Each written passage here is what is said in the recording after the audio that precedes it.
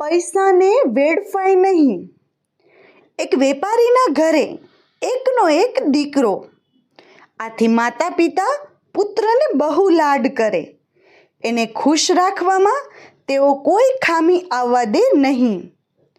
વધારે પડતા લાડથી પુત્ર બગડવા લાગ્યો।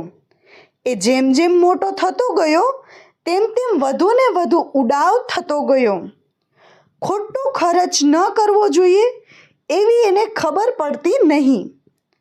આથી માતા પિતાને પણ ચિંતા થવા લાગી।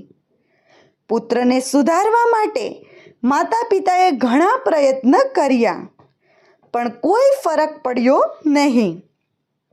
એક દિવસ પિતાએ પુત્રને કહ્યું, બેટા, મારી પાસે જે કંઈ પણ છે એ તારું જ છે, પણ શરત એ છે કે તું પણ કમાઈ શકે છે એવું તારે બતાવવું પડશે।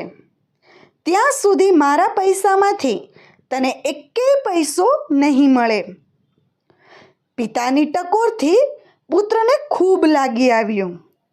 એણે નક્કી કર્યું, હું કમાઈ શકું છું એવું ચોક્કસ બતાવી આપીશ।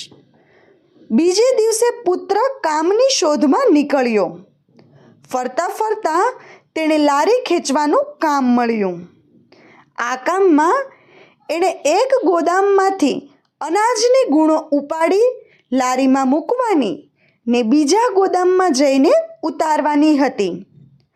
આખો દિવસ કાળી મજૂરી કરી ત્યારે એને 1 રૂપિયો મળ્યો। રૂપિયો લઈને એ ઘરે ગયો। એણે રૂપિયો પિતાજીને આપ્યો। ઘરની પાછળ વાડામાં એક કૂવો હતો।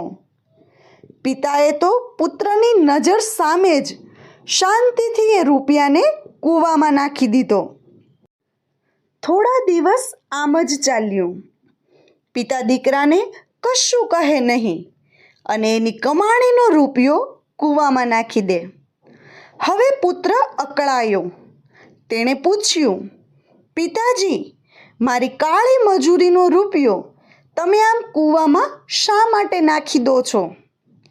પિતાએ એને કહ્યું, હું જાણું છું કે તું દિવસભર સખત મજૂરી કરે છે ત્યારે 1 રૂપિયો કમાય છે।